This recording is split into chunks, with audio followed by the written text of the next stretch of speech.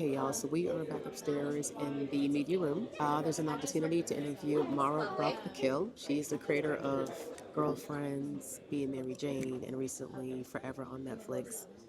And I have this burning question I want to ask her. After I saw Forever on Netflix, I took it to Instagram to express how I felt about the series and how great it was. And there were so many parents, millennials, and saying that the scenes where they were intimate was a little bit too much for them, and they wouldn't want their kids watching those scenes. So I'm going to ask her about that. Get her take on that. So I've been hooked since Being Mary Jane and Girlfriends. That story just resonates with me and my girlfriends. Yes. Like, I just get goosebumps. And now Forever just came out and it focused on teen love.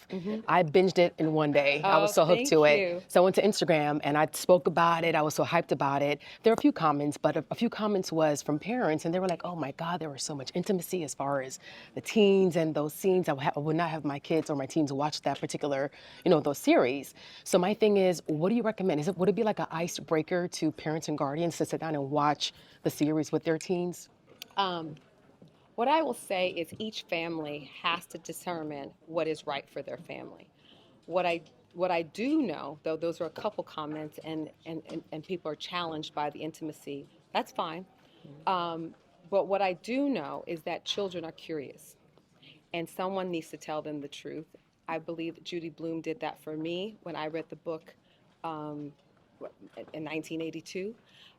And I appreciated knowing I wasn't ready to have sex at that young age, but I knew that it could possibly be in my near future. And I would like to understand what it is and what it could be. At some point, our children need the conversation. So whether they're ready for it now or later, I'm happy that it exists. I'm happy that there is something to help someone have a conversation starter. I'm also hearing different things.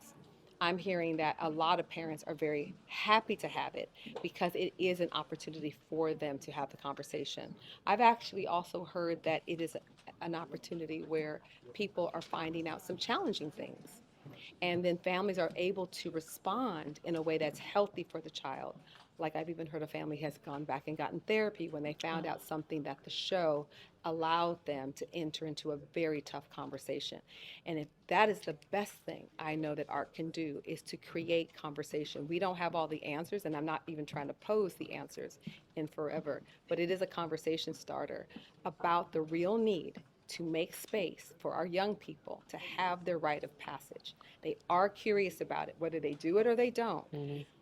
Their feelings are just as important as their sexual exploration. Their future is just as important as their emotional exploration, and they deserve all the room to have all of that and fun.